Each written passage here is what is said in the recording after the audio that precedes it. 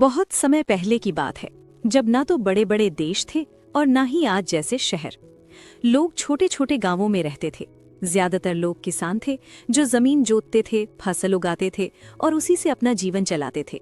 सुबह सूरज निकलते ही किसान अपने खेतों में चले जाते, हल चलाते, बीज बोते, बारिश का इंतजार करते। अच्छी फसल होती तो खुशियां आती और अगर बारिश न हो तो भूख और डर। लेकिन किसान अकेले नहीं थे, उनके ऊपर एक शक्ति थी, राजा। जैसे जैसे गांव बढ़े, लोगों को सुरक्षा की जरूरत हुई। जंगलों से डर, लुटेरों से खतरा। तब कुछ ताकतवर लोग आगे आए और राजा बने। राजा ने कहा, मैं तुम्हें सुरक्षा दूंगा, लेकिन बदले में कर देना होगा। किसानों ने अपनी फसल का छठा हिस्सा राजा को देना शुरू किया। इसे कहा गया भाग। धीरे धीरे भारत में 16 बड़े राज्य बने, जिन्हें कहा गया महाजनपद। इनमें सबसे शक्तिशाली बना मगध। मगध की जमीन उपजाऊ थी, गंगा नदी पास थी, लोहे की खदानें थीं और राजा थे बिंबिसार और अजातशत्रु।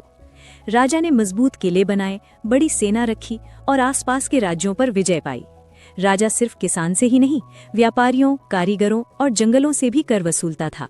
अगर कोई कर ना दे तो सजा तय थी। राजा की ताकत बढ़ती गई, लेकिन किसान का बोझ भी बढ़ता गया। अब कहानी में एक नया किरदार आया, नगर यानी शहर। जहां खेती से ज्यादा अनाज हुआ, वहां लोग व्यापार करने लगे।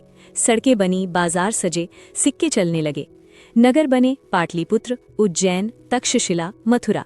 यहाँ व्यापारी दूर दूर से आते, कपड़ा, मसाले, लोहे के औजार बेचते। पहली बार लोग सिक्कों से लेन देन करने लगे। अब चीजों का मूल्य तय होने लगा, नगर अमीर बनने लगे। फिर आया इतिहास का सबसे बड़ा मोड़। चंद्रगुप्त मौर्य ने विशाल साम्राज्य बनाया। उसके बाद अशोक आया। अशोक ने युद्ध देखा, खून खराबा देखा और उसका दिल बदल गया। उसने कहा, अब विजय तलवार से नहीं, धम्म से होगी। उसने शिलालेखों में अपने विचार लिखवाए, अहिंसा, दया और प्रेम का संदेश फैलाया। लोग यज्ञों से थक चुके थे। तभी बुद्ध और महावीर आए। उन्होंने कहा, सब समान हैं, हिंसा छोड़ो, सत्य अपनाओ। इससे समाज में बदलाव आया। राजा ऊपर, ब्राह्मण सलाहकार, क्षत्रिय योद्धा, वैश्य व्यापारी और सबसे नीचे किसान और श्रमिक। राज्य चला, नगर फले फूले, लेकिन किसान हमेशा मेहनत करता रहा। ये कहानी हमें मिली पत्थरों पर लिखे शिलालेखों से, किताबों से, अर्थशास्त्र, जातक कथाएं, विदेशी यात्रियों की बातें, खुदाई से मिले सिक्कों और नगरों से। इस तरह राजा ने शासन किया, किसान ने धरती को सींचा और नगरों ने सभ्यता को आगे बढ़ाया। तीनों ने मिलकर भारत के इतिहास की नींव रखी। ये चैनल केवल पढ़ाता नहीं, सोच बदलता है। अगर आज कुछ नया सीखने को मिला हो तो हमारे चैनल को सब्सक्राइब करें, क्योंकि यहाँ इतिहास रटाया नहीं, समझाया जाता है।